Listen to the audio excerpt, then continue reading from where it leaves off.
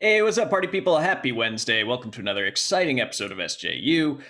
Today, we've got some vegetables to serve you up. First, a big profile in Variety on Jon Stuber and kind of the state of Netflix. And could Christopher Nolan be lured over like they did with Steven Spielberg? We will talk all through that. And then we're going to recreate the rant that we all three had about the Ghostbusters trailer. we'll try to do it exactly as we did it beforehand. Scott Stuber, excuse me, I got that name. Then we will respond to comments and questions from viewers like you. We got some other little bits and pieces of news there some first. Trailers, right? Some other trailers. Some other trailers dropped, yeah. I'm here with Kim. I'm here with Lon. How you guys doing this morning? Good, thanks. Yeah. Pretty Excellent. good. Yeah. So we all shotgunned this article into our eyeballs this morning. So Netflix has gone, they've gone legit. They used to be kind of the shunned, as far as like by serious filmmakers, you know, they kind of thought they were the odd man out. You know, Scorsese's gone on board. Spielberg just made a deal with his company, though he doesn't have to direct if you want to. Chair's open, Steve. Chair's open. We're leaving the chair open. But they are making like 6 or something movies with his company, Amblin Entertainment. Obviously, they bought Rian Johnson's Knives Out franchise. They're doing The Gray Man with the Russo brothers.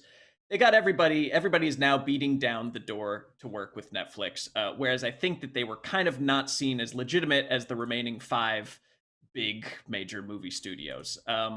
What, aside from money, after reading this article, do you think has made Netflix the go-to for all these directors that were previously maybe resistant to making a Netflix film? Kim, what do you think?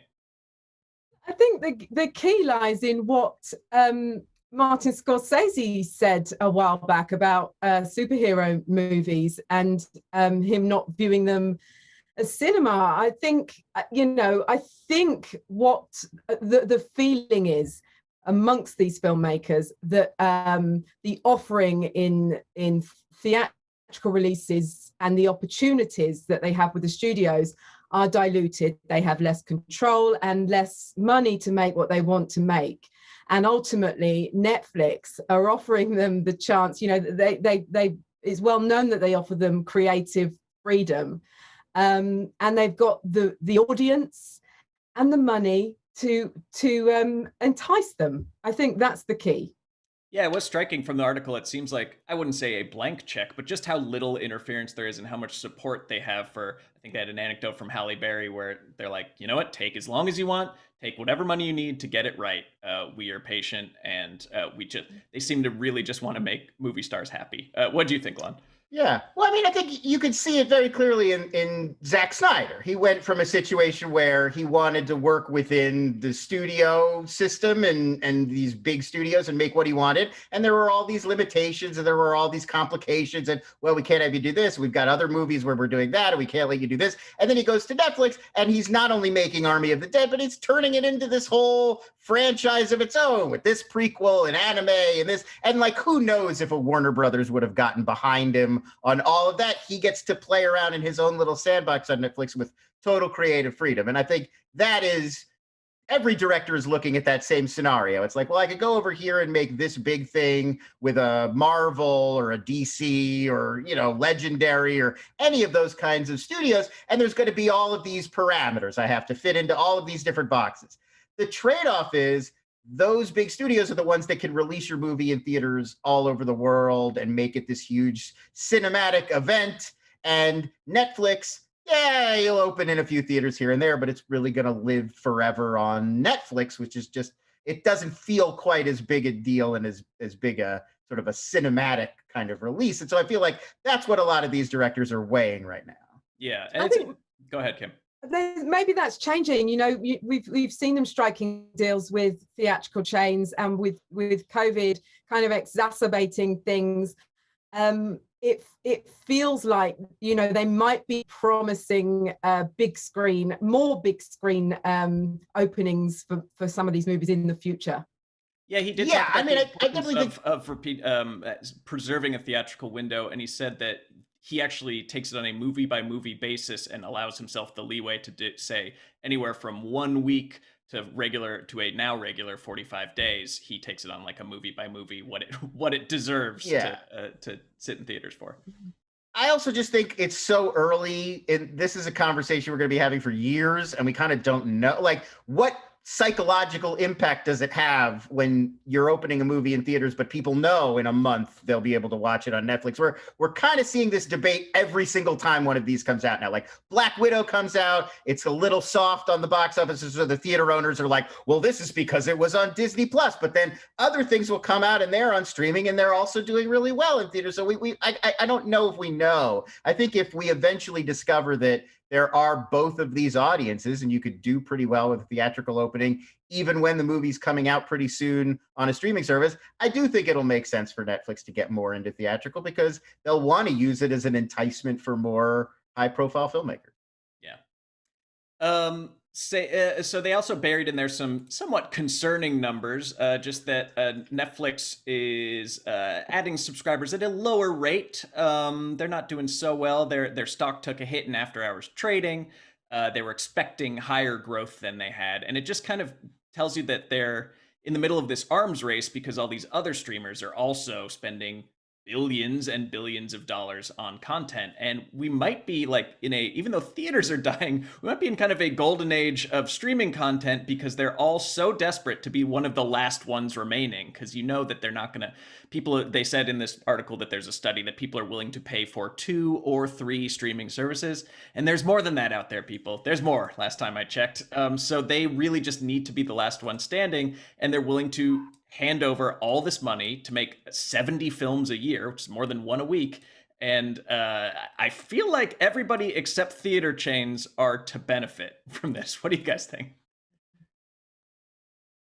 Well, maybe theatre chains will benefit. They have struck deals with Cinemark for one, didn't they, with Army of the Dead Netflix, and I feel like something like that is going to happen on a wider scale that we don't know about yet. I certainly think there's more to it. Yeah, I was just kind of heartened by this article that we have this historical moment where they're going to make a lot of original movies and give a lot of talented people blank checks because they have to. And that doesn't come around very often. Lana and I were talking, complaining about Buster Scruggs before we went live, and it's like, would a traditional studio have given the Coens a big check to make Buster Scruggs? Like, their last 2 films did not perform at the box office, and but Netflix needs the prestige bump from having a Coen Brothers movie. But then at the same time, you were saying that now nobody will remember Buster Scruggs and no one can own a DVD of it. It's a little bit of a catch-22, I think, on one level. We do benefit because there's so many great filmmakers and creators and people being given a lot of money and resources and these platforms to make amazing stuff. And we are seeing incredible content, but we're missing so much incredible content. I'm going to think of 3 things from last year, or I guess this year. Barry Jenkins' The Underground Railroad, Steve McQueen's Small Axe, and that Ethan Hawke limited series, The Good Lord Bird. These are incredible. They're available on these huge platforms, and they're just lost. There's so much content. There's such a glut of stuff that people the good stuff can't always get through because we're just being pelted with so much. So I almost feel like it's an embarrassment of riches. It's too much, and we need a little bit more curation on some level because we can't handle all this content. Yeah, too much content. We're missing a lot. And every time you talk to a new person, they're like, do you watch The Expanse? And you're like, no, I've never seen it. They're like, oh my God, it's the greatest show. So it's there's no way you could possibly, any one person could watch everything, not only every show they would really like. Yeah. Mr. Stuber did say in the article that they would like to do better, but how can they? You only have so many rows that you're willing to scroll through, and if you have 70 new things. And yeah, the other thing that I think this is by and large a positive thing, just because creative people are getting more money to make the things they want, and we all get to watch it. So, excusing theater owners, I think it's overall a good thing. But I think what needs to be addressed, and they really skirt past this in the article, is how opaque their own numbers are. How Netflix still does not really share how many people are watching, what counts as a watch, and, did somebody sign up for Netflix because of this movie? That's the stuff they really care about. And that's the stuff that artists need to know to be compensated fairly if this is the model going forward. So we'll see what happens with that. Anyways, we could dive more into this. Do you guys want to talk about Ghostbusters? Sure. Any final thoughts, Kim? If we have to, on the complete changing of the game of the movie industry, or should we talk about Ghostbusters? Is it even Ghostbusters movie? Listen, I think know the horrible truth? Stranger Things presents Ghostbusters from the book of the Goonies. I think it looks fun. All right, let's move on. Yeah, I just want to talk about that. Or unless you had final thoughts. It's great. I love a lot of original stuff that comes out on Netflix. They make a lot of great movies that I really enjoy. Like I'm thinking of Ending Things, one of my favorites from last year, Mudbound, Roma. I mean, you could the list goes on and on. I wish they had some way of taking a lot of these great titles that have come out over the last few years that they've made that still live on Netflix that maybe people never got around to or didn't bother to watch. I think there was a way to bring some of that back up, because I feel like a lot of these great movies are just getting lost and we just forget about them, and they're great and don't deserve that. True. I do. Before we move on, I'm sorry. I feel like we put Christopher Nolan's name in the title of this video, so we should probably mention him. He's the next one that Netflix is really hoping to reel in now that he's mad at WB. He'll cave. You think he'll cave? I don't think he'll cave. I don't think he will. I don't think. No way. This is why Netflix should buy the Cinerama Dome in Hollywood right now. Nobody has it. It's now the Christopher Nolan Dome, and his movies can all go there.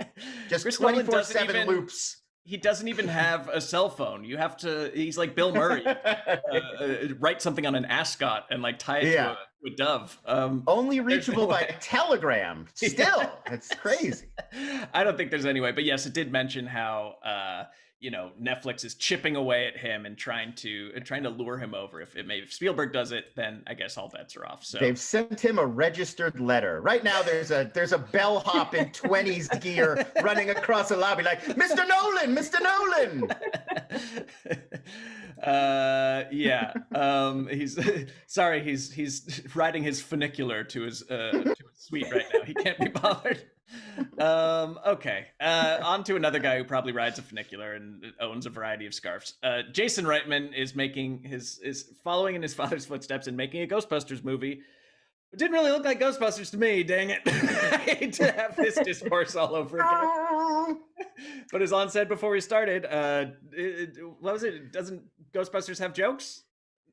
Yeah, the Ghostbusters is a comedy primarily, I thought. And this feels like the comedy is a definite afterthought, and it is a family, kids on an adventure, Goonies, Monster Squad, Stranger Things riff. I could not really detect where the comedy was.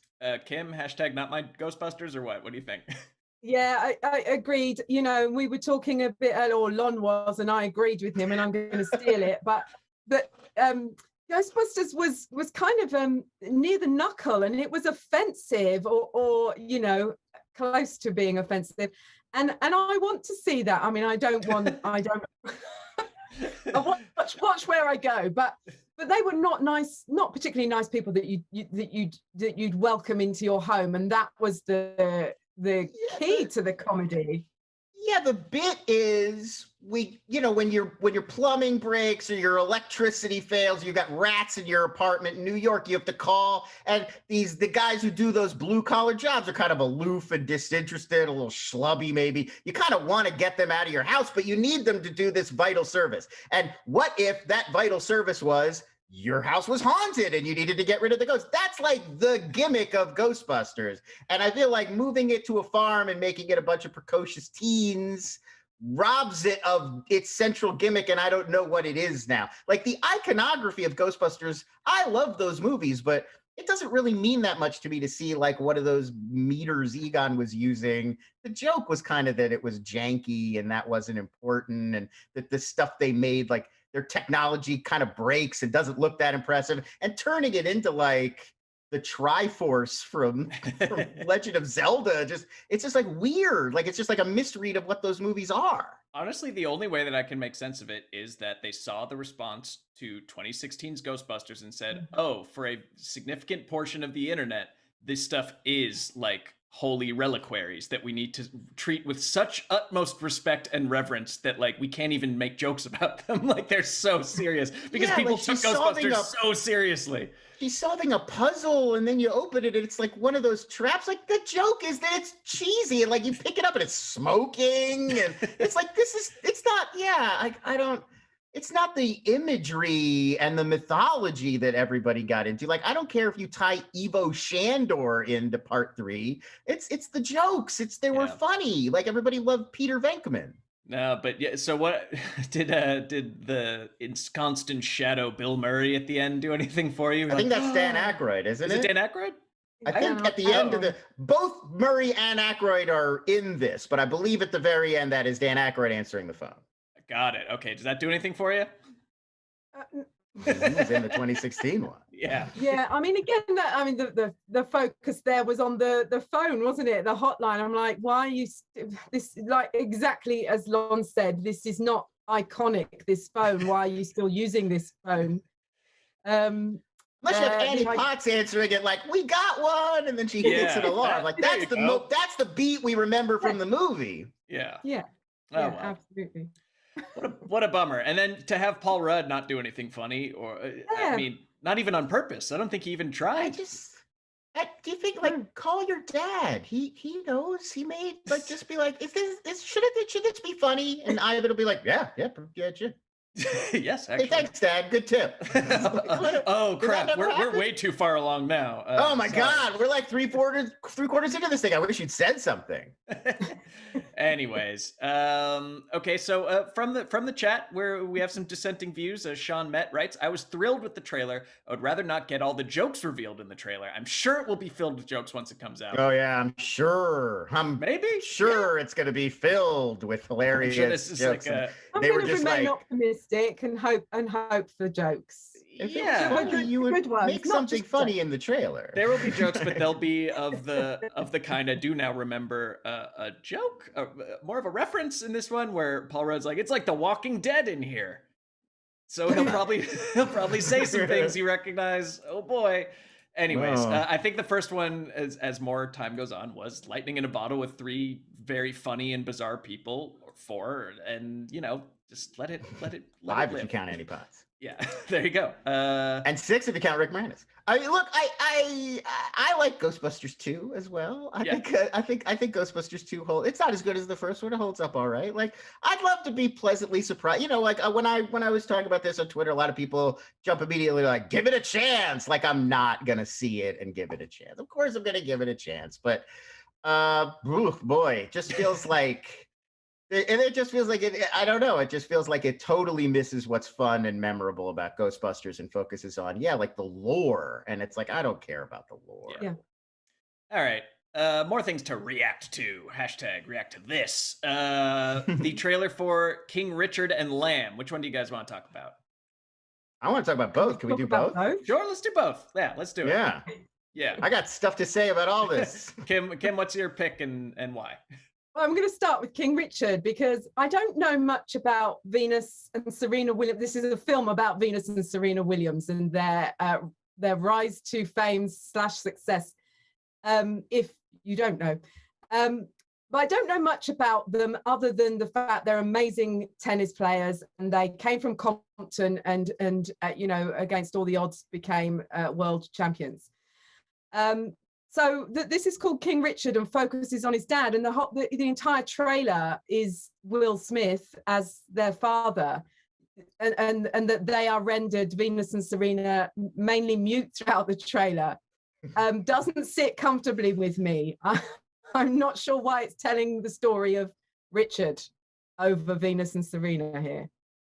Yeah, it struck me as a little odd. Granted, I don't know the true the true story, or how Venus and Serena view their father, and if they're grateful for everything he did, or if even he really did this. So I think this is true. I mean, this is the story about him. They mentioned it in the trailer, him writing like a 70-page plan for how they were going to be tennis champs when they were like 3 or 4. Like, that part is definitely true. Yeah, I've seen him talk about that. And Venus and Serena are cool with this? They're on board with this film in some way? Well, they're I not. hope. It's not an authorized, like, this isn't like based on a book by the real Richard Williams. And I don't believe any of the Williams are like executive producers. So I think this is a more warts and all version, but you can't really tell from the trailer. It looks very positive from the trailer. Yes, it does, yeah.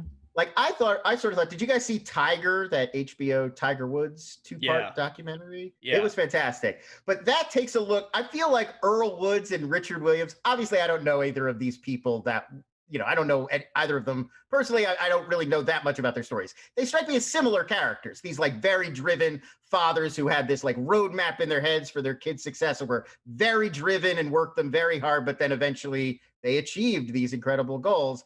But the Tiger doc was it felt like a both sides kind of thing. Like, we're seeing the positives of Earl Woods, but also how he sort of screwed up this Tiger kid's Woods childhood and screwed up Tiger. And this to me feels like it's almost exclusively the like, and now they're the greatest two at tennis. So Thanks, everything Dad. he did was good. Yeah, like the hero. And it's like, I don't know. I'm hoping it's more shaded than that in the movie. Yeah, this is a real we'll see situation. I feel like I need to do I do think Will research. Smith does look like it's probably a great.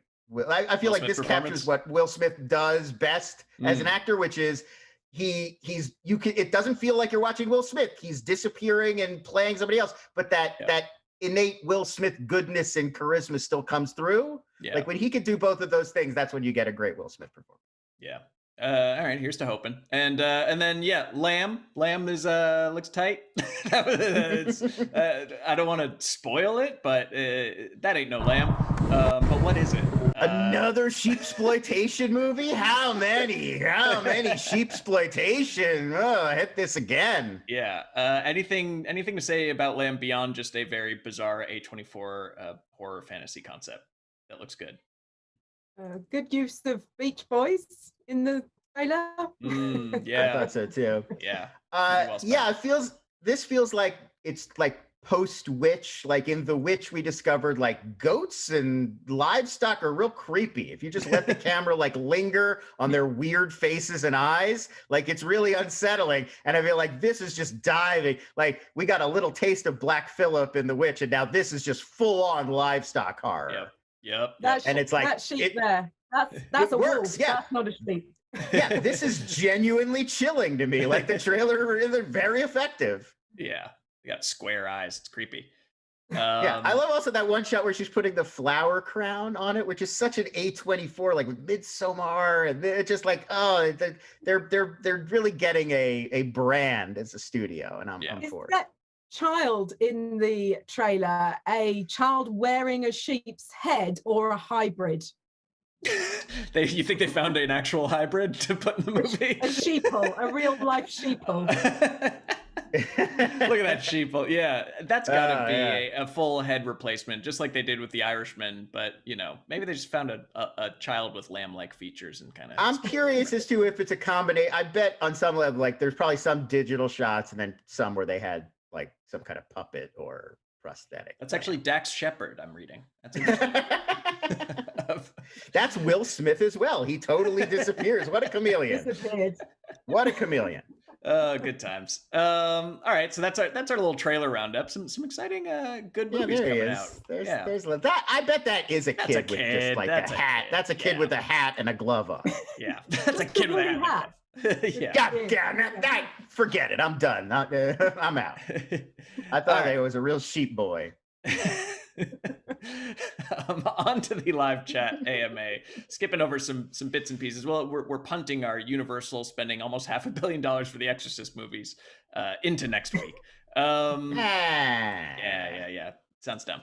So there. Adam Halbert asks, are there thoughts on the producer of the Predator prequel comparing it more to The Revenant than past movies? I didn't know that, but I'm into it. I feel like the Predator should feel more like The Revenant than Aliens. Yeah, they said it's called Skull, female fronted, so the main and like, I think not the Predator, like the person fighting the Predator, and yes, compared to The Revenant.